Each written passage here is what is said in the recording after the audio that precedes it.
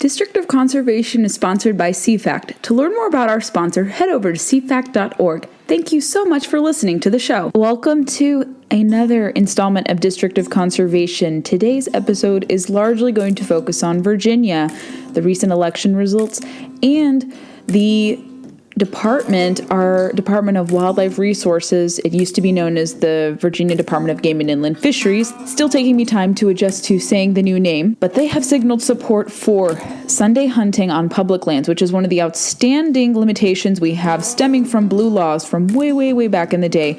So I will talk at length about that as well, but I'll go into detail and we'll focus largely on Virginia and what the recent election means for gun rights, true conservation, energy policy, and then what we could potentially look forward to with this support from our game agency for Sunday hunting on public lands.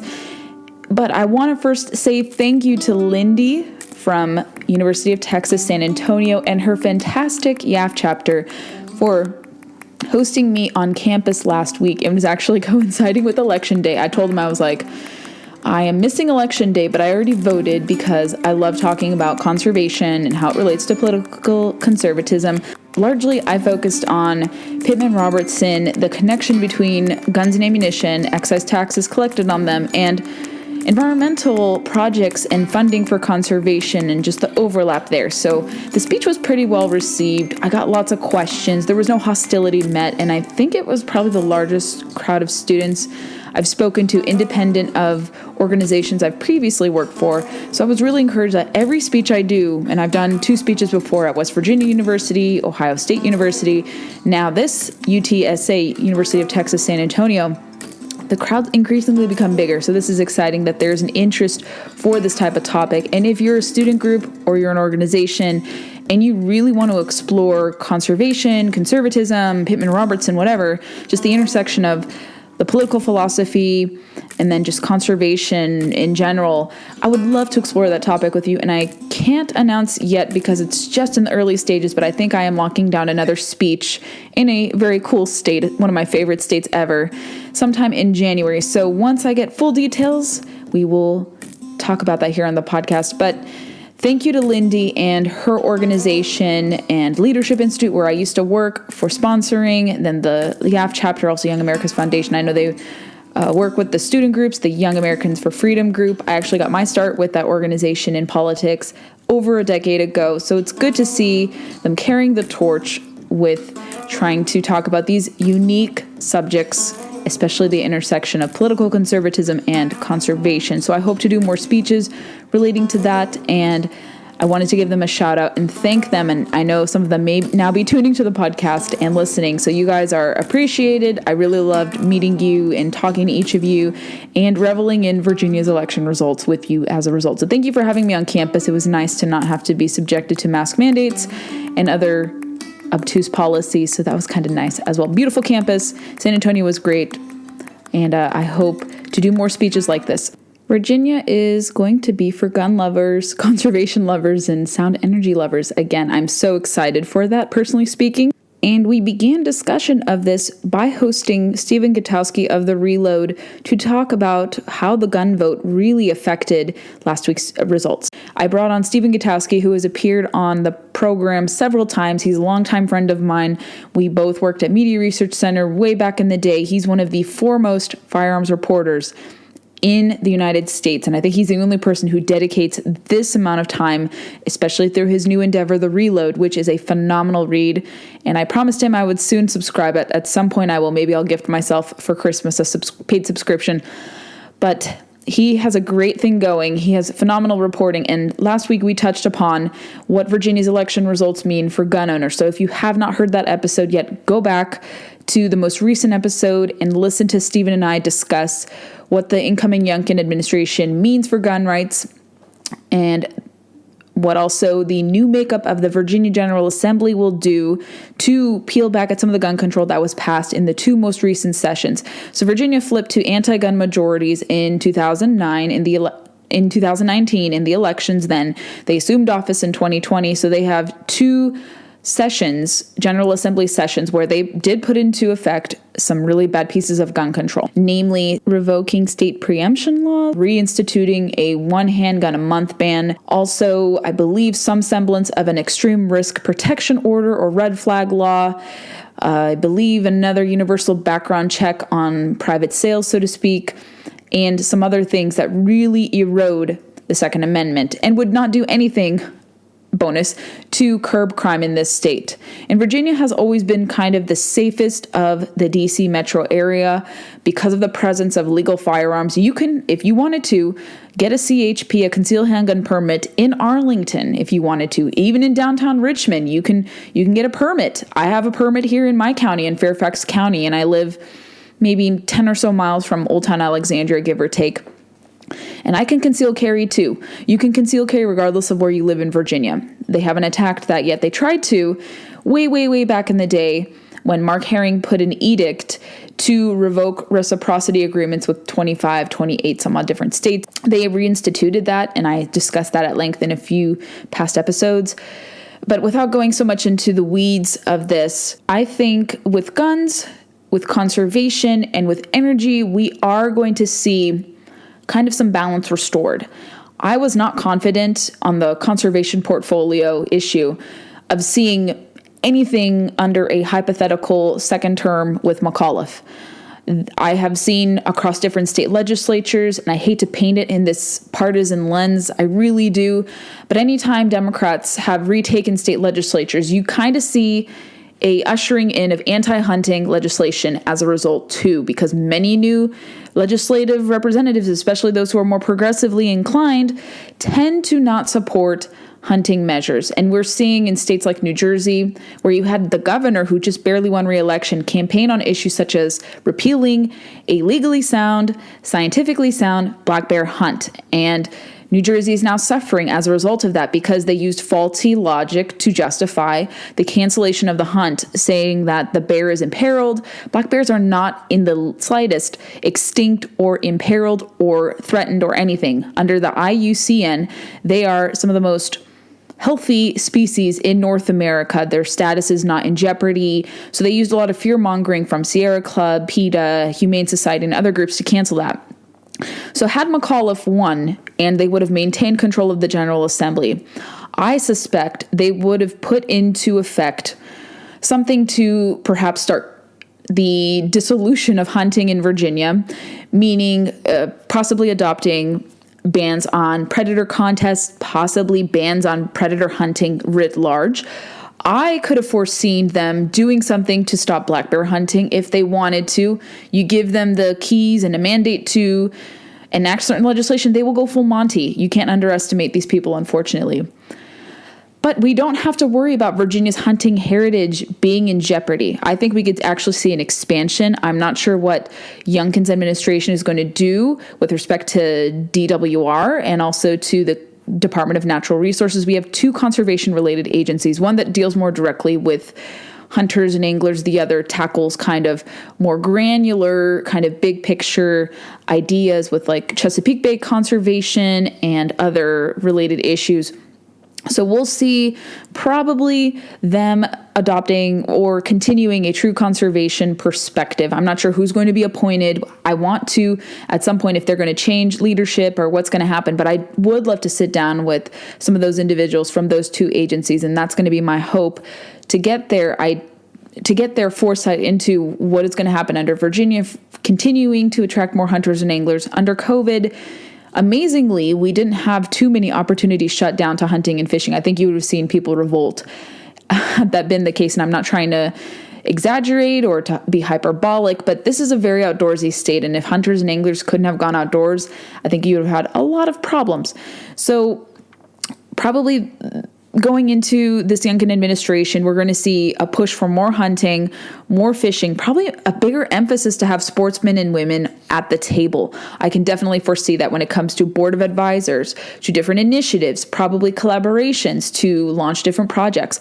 Also, and while Governor Northam, the outgoing governor, did sign the elk tag into law, I could actually see Youngkin and his administration elevating that even more, definitely drawing more attention to it. I recall from some of my initial reporting work into the elk tag, there likely will be a tag set aside for the governor, what they're calling the governor's tag, hypothetically speaking. So if that does come to fruition, we could see Youngkin somehow play a role in that, his administration, promoting the hunt in southwestern Virginia, possibly maybe the creation of some other governor's related hunt, or maybe governor's fishing tournament or something of that nature. I haven't really seen that in Virginia, like other states such as South Dakota, Minnesota, and others have governor's openers.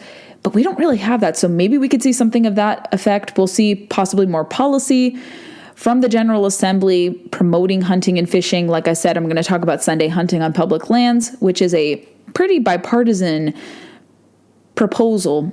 But maybe we'll see it pass in the new legislature, or maybe before this legislature term ends, or this during special session.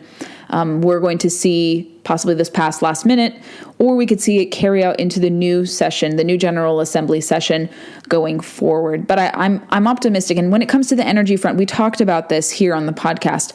I really am confident because Youngkin campaigned on this, and also he got personally burned by Dominion Energy. They put a target on his back by supporting a very shady political action committee that was trying to attack his campaign from the right, so to speak, and claim that he's insufficiently for the Second Amendment. And so that personally probably stung and stuck to him. And he also complained, rightfully so, about Dominion supporting and kind of cooperating on the passage of the Virginia Clean Economy Act. We as Virginia taxpayers and Virginia energy consumers are going to have to pay under the VCEA being ushered into law. The SCC, which is kind of a utility analyzer here, they're a great authority on numbers and impacts of different laws relating to energy costs and things of that sort. They approximated that we're going to be paying upwards of $800 a year additionally by 2030 if the Virginia Clean Economy Act is successfully implemented. So we will see kind of a peeling back of the VCEA. I wonder if we're going to see maybe the encouragement of the Mountain Valley Pipeline, which really wasn't discussed about, but there is a pipeline, I think, almost completed to transport natural gas here in Virginia. They canceled the Atlantic Pipeline that was supposed to go into effect. And they canceled the project foreseeing that President Biden would come in and would probably legally challenge it. But they got Supreme Court approval to proceed with the Atlantic Coastal Pipeline construction. Stop that. I don't know if that project will be reintroduced, but we may see some pipeline talk. And I know that's controversial with some people in Virginia. We also will probably see maybe some industry brought back to kind of those energy-laden areas in southwestern Virginia, to coal country, to kind of those surrounding regions. Well drilling and coal are still very active there. Maybe we'll see more encouragement of nuclear energy, which produces about 30% of our electricity here in Virginia. Natural gas is still king. 60% of our electricity comes from natural gas production. So it would be ill-advised to move away from those two things. And we're going to see a tussling of kind of this traditional energy consumptive use versus these clean energies, which are still not even 10% of our electricity grid in Virginia. And I would say the tussling and the butting of heads with result of that because of just the shortcomings that come with it. We're going to see battles over wind, solar in Virginia, and just them being propped up by government subsidies, and if it's feasible. And I wonder if we're going to hear more perspectives from Virginia Beach against offshore wind, just because of how it'll interfere with fish migration patterns, how tourist interests are not really happy to see that. So we'll talk more about those conflicts and nuances, but I'm optimistic about this administration kind of putting some balance back into the state capitol to kind of peel away at some of the extreme policies and to give sportsmen and women a seat at the table, kind of like what we saw when the Trump administration was giving sportsmen and women a greater voice. So we will keep you guys updated, and I should be sitting down with Governor-elect Youngkin and maybe his running mates sometime in the near future. They've promised me some interviews. We're letting them kind of revel in their celebrations and their victories, but I have been in talks with them. So if you hear something from me, including an interview, don't be surprised. It should be exciting. I really want to get his ear on these issues and kind of hear what his vision is for Virginians in the conservation and energy space. I will conclude today's episode with this discussion about Sunday hunting in Virginia with respect to public lands. I'm reading from my friend and past guest of the show, Ken Perrott, who has a great article, and I'm also going to cite the Delta Waterfowl piece on this as well, very pertinent to this discussion. So Ken had written a piece in the Fredericksburg Freelance Star about the Virginia Department of Wildlife Resources Board signaling support for Sunday hunting on public lands. He says that they signaled strong support for Sunday hunting on public land, unanimously passing a resolution at last week's meeting, and this was the week preceding election week. Sunday hunting on private land was approved in 2014 after years of acrimonious debate. Still banned, though, was most hunting on public lands, including the nearly 250,000 acres of land on state wildlife management areas, land paid for and maintained largely with revenues from hunting licenses and excise taxes from sales of hunting-related gear. Paradoxically, the 2014 change allowed Sunday hunting for ducks and geese on public waterways. In 2018, Sunday hunting for raccoons was approved. The existing broader ban keeps people off of 1.6 million acres of Washington Jefferson National Forest land. Oh my God, I didn't know the extent. This is egregious. 26 state forests totaling 71,972 acres and Virginia's military installations. John from Congressional Sportsmen's Foundation, who is their Southeastern State's assistant director, and I believe he's based in Richmond, outlined at the board meeting the case for full Sunday hunting, underscoring that hunters are taxpayers who purchase national forest and state forest permit lands. Opening public lands will increase access and opportunity for youth, families, and hardworking adults with limited opportunities, he said. It also supports hunter recruitment, retention, and reactivation efforts. Many hunters, including many novices, can only hunt on weekends and don't have access to private lands. That is true. I believe in Virginia, this is an addendum. We have about 16% of public lands available for hunting. We actually have a lot more public waterways available for fishing and hunting opportunities, but public land is scarce here. He also adds that nearly 40% of hunters pursue game species on public lands, according to DWR, and they are frozen out of Sundays, losing 50% of their season. And this is largely championed by Virginia Delegate James Edmonds. So we will see what happens with respect to that. And also Delta Waterfowl echoed this as well, and Cyrus Baird, who has been kind of pointing this my way, making sure that I'm aware of this. He has commented on this on behalf of Delta Waterfowl, and Cyrus is quoted as saying on Delta Waterfowl's website as this: "We are hopeful that another bipartisan pro-Sunday hunting bill is introduced when the next session opens in January because this resolution gives us real momentum," said Cyrus Baird, Senior Director of Governmental Affairs at Delta Waterfowl. "With a supportive Virginia DWR and a passionate legion of Delta members behind us, this presents a wonderful opportunity to fully open Sunday hunting to Virginians once and for all," end quote. That would be nice to see. Okay, so it will begin next session. I made a correction there. It won't begin now because they're not in session. They are in session for even in odd days, or even in odd years, 45 days, 60 days. I forget the exact correlation between that, but I will clarify on that. But Virginia has one of the shortest legislative sessions, and then if things are not resolved or rectified under regular session, they have special session invoked.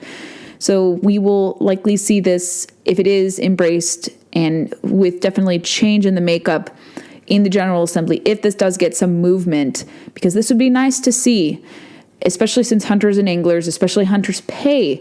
And like I said, we saw a lot of people go into the field here in Virginia under COVID and the pandemic, and it would be such a wasted opportunity to not allow for this and for people to have continued shutout on millions of acres on public lands and also on state forest and national forest lands. This is egregious. We're not in the 1800s. People hunting on Sundays is not going to interfere with people going to church. That's a reason for people's objection to this. Certain groups are saying, well, it takes people away from church. No, it doesn't. You can go hunting and go to church on Sundays. It's not impossible to do that. So this will take Virginia out of the past and finally move it into the future. So that's what I said about kind of optimism with this new administration. Maybe there's some fervor to finally pass it. I hope so. This would be great for all hunters here in Virginia, and we will keep you abreast with that if that makes any movement. And I'll have Cyrus come on maybe at the beginning of the year to talk about this, especially if it starts to get some traction. Thank you for listening to the show. I hope you enjoyed this episode. Make sure you're following us on your preferred podcast player. We like to recommend Apple Podcasts because Apple is where most of our listenership hails from. So if you head over to Apple, subscribe, comb through some episodes, and leave us reviews, we'd be more than appreciative of your support in that manner. Follow us on Facebook, Instagram, and Twitter to never miss a beat nor a guest announcement. And you can connect with me personally on my social media feeds. All of the Facebook, Twitter, and Instagram links that I have are all denoted by blue check marks. Really easy to find me, so engage with me there. I'd love to hear your thoughts. If you want to recommend yourself for the show as a prospective guest, I'm all ears to hear and sift through different inquiries. I get a lot of requests, and my schedule is also quite busy, so you'll see guests come from me, but like I said, I'm always open to different guests coming on the show. Thanks for listening.